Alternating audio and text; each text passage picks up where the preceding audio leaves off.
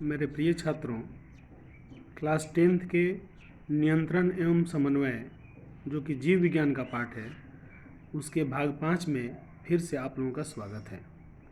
मैं उम्मीद करता हूँ कि भाग 5 पढ़ने से पहले भाग 1 से लेकर भाग 4 तक को ज़रूर देखे होंगे, पढ़े होंगे और उसका नोट्स बनाए होंगे, उसका फेयर किए होंगे। अब आगे हम लोग भाग 5 शुरू करते हैं।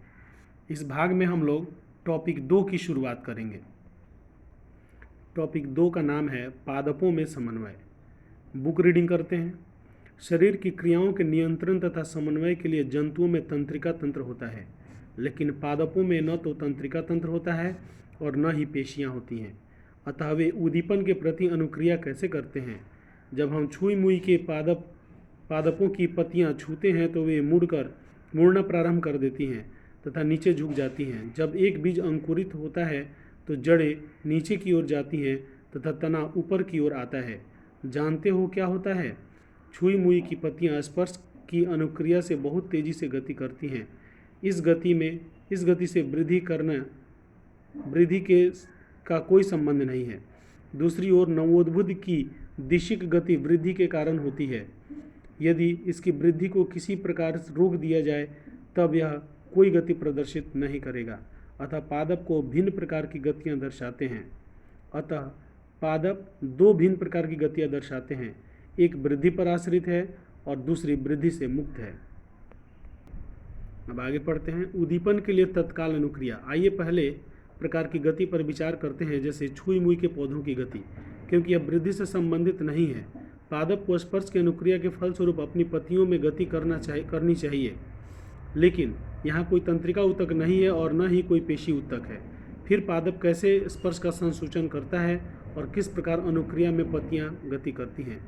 यदि हम विचार करें कि पौधे को किस बिंदु पर छुआ जाता है और पौधे के किस भाग में गति होती है, यह आभासी है कि स्पर्श वाला बिंदु तथा गति वाला बिंदु दोनों भिन्न हैं। अतः स्पर्श होने की सूचना संचारित होनी चाहिए। पादप इस सूचना को एक कोशिका से दूसरी कोशिका तक संचारित करने के लिए विद्युत रसायन साधन का उपयोग भी करते हैं, लेकिन जंतुओं की तरह पादप में सूचनाओं के चालन के लिए कोई विशिष्टीकृत ऊतक नहीं होते हैं। अंत में जंतुओं की तरह ही गति करने के लिए कुछ कोशिकाओं को अपनी आकृति बदल लेनी चाहिए। पादप कोशिकाओं में जंतु पेशी कोशिकाओं की तरह विशिष्टीकृत प्रोटीन तो नहीं होते, अपितु वे जल की मात्रा में परिवर्तन करके अपनी आकृति बदल लेते हैं। परिणाम स्वरूप फूलने या सिकुड़ने में उनका आकार बदल जाता है। अगला, वृद्धि के कारण गति। मटर के पौधे की तरह कुछ पादप दूसरे पादप या बाड़ पर प्रतान की सहायता से चढ़ते हैं। ये प्रतान स्पर्श के लिए संवेदनशील हैं। जब ये किसी आधार के संपर्क में आते हैं तो प्रतान का वह भाग जो वस्तु के संपर्क में है उतनी तीव्रता से वृद्धि नहीं करता है जितना प्रतान का वह भाग जो वस्तु से दूर रहता है। इस कारण प्रतान वस्तु को चारों ओर से जकड़ लेता है। आमतौर पर पादप धीरे से एक निश्चित दिशा में गति करके उद्दीपन के प्रति अनुक्रिया करते हैं। क्योंकि यह वृद्धि दिशिक है, इससे ऐसा लगता है कि पादप गति कर रहा है। आइए इस प्रकार की गति को एक उदाहरण की सहायता से समझते हैं। पर्यावरणीय प्रेरण जैसे प्रकाश या गुरुत्व पादप को वृद्धि वाले भाग में दिशा परिवर्तन कर देते हैं। ये दिशा के अनुवर्तन गतियाँ उद्दीपन की ओर या इससे विपरीत दिशा में हो सकती हैं। अतः इन 2 भिन्न प्रकार की प्रकाशानुवर्तन गतियों में प्ररोह प्रकाश की ओर मुड़कर अनुक्रिया तथा जड़ इससे दूर मुड़कर अनुक्रिया करते हैं। यह पादप की सहायता कैसे करता है? पादप अन्य उद्दीपनों के लिए भी अनुक्रिया करके अनुवर्तन दिखाते हैं। एक पादप की जड़ सदैव नीचे की ओर वृद्धि करती है, जबकि प्ररोह प्रायः ऊपर की ओर तथा पृथ्वी से दूर वृद्धि करते हैं। यह प्ररोह तथा जड़ में क्रमशः ऊपरीगामी तथा अधोगामी वृद्धि पृथ्वी या गुरुत्व के खिंचाव की अनुक्रिया निसंदेह गुरुत्वानुवर्तन है। यदि जल का अर्थ पानी तथा रसायन का अर्थ रासायनिक पदार्थ हो तो जलानुवर्तन तथा रसायनानुवर्तन का क्या अर्थ होगा? क्या हम इस प्रकार के दिशिक वृद्धि गतियों के उदाहरणों के बारे में विचार कर सकते हैं? रसायनानुवर्तन का एक उदाहरण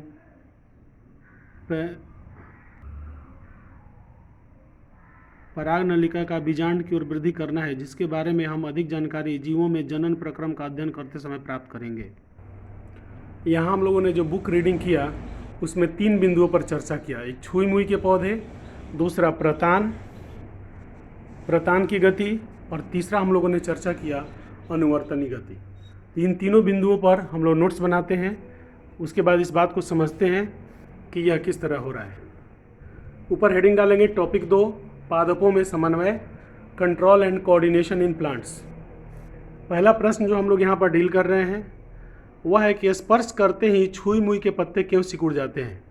आप लोग छुई मुई के पौधे देखे होंगे, आपने देखा होगा कि जैसे ही हम लोग उसको छूते हैं वैसे ही वह सिकुड़ना शुरू कर देता है। तो इसको हम लोग समझते हैं कि वह क्यों सिकुड़ता है। तो यहाँ है छुई मुई के प्रत्येक पत्ते तथा प्रत्येक डंठल के जड़ में संग्रहित जल की विशेष आकृति होती है। जब हम छुई मुई के पत्ते को स्पर्श करते हैं तो ये पत्ते वैद्युत रसायन साधन द्वारा सभी पत्ते को यह संदेश तीव्र गति से भेज देते हैं, जिससे उनके जड़ों में स्थित जल का संतुलन बिगड़ जाता है और पत्तियां सिकुड़ जाती है। अतः गति वृद्धि से प्रेरित नहीं है।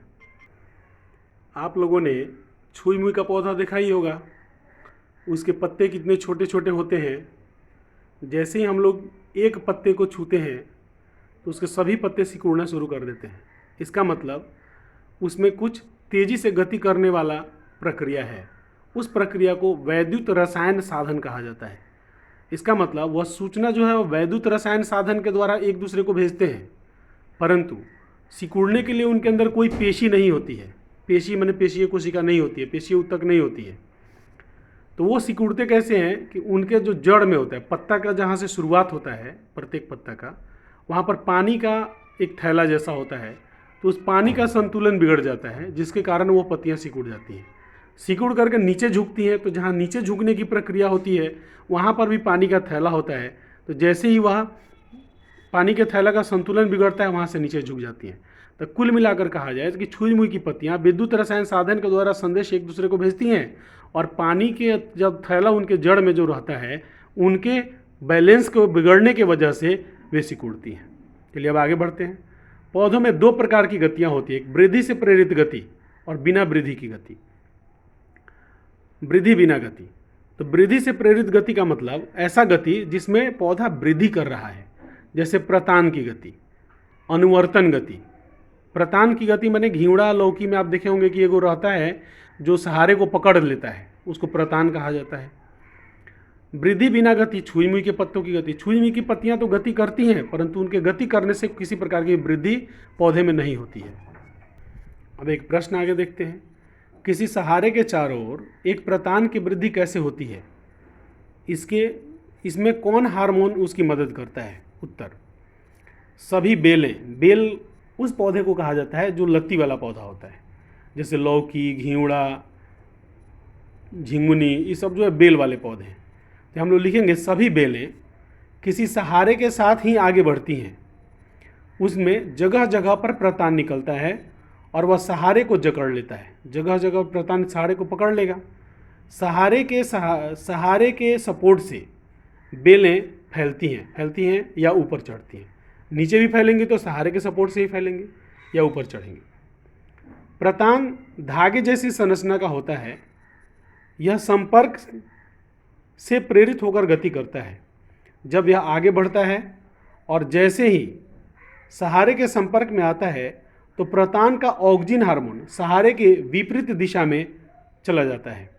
इससे विपरीत दिशा में तेजी से वृद्धि होने लगती है और यह प्रक्रिया लगातार चलती रहती है और प्रतान सहारे को जकड़ लेता है। इस प्रकार ऑक्जिन हार्मोन की सहायता से प्रतान सहारे को जकड़ता है।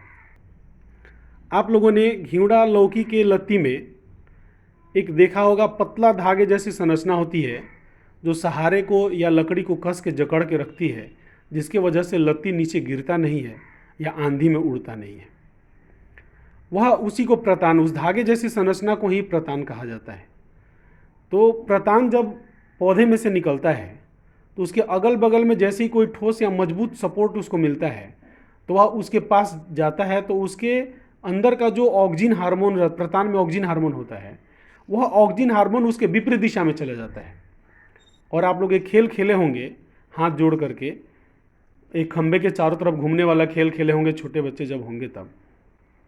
तो आप देखे होंगे कि जो खंभे के पास वाला बच्चा होता है वह धीरे धीरे चलता है और खंबे से दूर वाला बच्चा बहुत तेज़ी से चलता है, तब वह क्या होता है कि खंबे के चारों तरफ आप लोग एक समूह में घूम पाते हैं। उसी तरह प्रतान के अंदर का जो ऑक्सिन हार्मोन है वह विपरीत दिशा में चला जाता है, तो विपरीत दिशा में वृद्धि हो जाती है, बढ़ने लगती है। इस कारण से वह प्रतान क्या होता है, उस सहारे को जकड़ लेता है, यही गति उसके अंदर संभव हो पाती है। चलिए आगे है अनुवर्तन। अनुवर्तन का इंग्लिश है ट्रॉफिज्म। यह भी वृद्धि से प्रेरित गति है, इसके बारे में हम लोग पढ़ेंगे। पौधे बाहरी उद्दीपन को ग्रहण करके उसकी अनुक्रिया के फलस्वरूप अपने में वृद्धि करते हैं। पौधे में इस प्रकार की गति को अनुवर्तन कहते हैं। पौधे शरीर से बाहर से उद्दीपन को ग्रहण करते हैं और उसके फलस्वरूप अपने में वृद्धि करते हैं, तो इस गति को अनुवर्तन गति कहते हैं। जैसे पौधों में अनुवर्तन गतियां वृद्धि से प्रेरित गतियां होती हैं। जैसे तना प्रकाश की ओर मुड़ता है। आप कभी देखे होंगे कि जब आप बीज लगाते हैं तो तना ऊपर की ओर जाता है और जड़ जो है वह पृथ्वी की ओर जाता है, तो इस गति को अनुवर्तन गति कहेंगे। अनुवर्तन 4 प्रकार के होते हैं। गुरुत्व अनुवर्तन जियोट्रोपिज्म, प्रकाश अनुवर्तन फोटोट्रोपिज्म, जल अनुवर्तन हाइड्रोट्रोपिज्म, रसायन अनुवर्तन कीमोट्रोपिज्म। अब गुरुत्व अनुवर्तन की परिभाषा।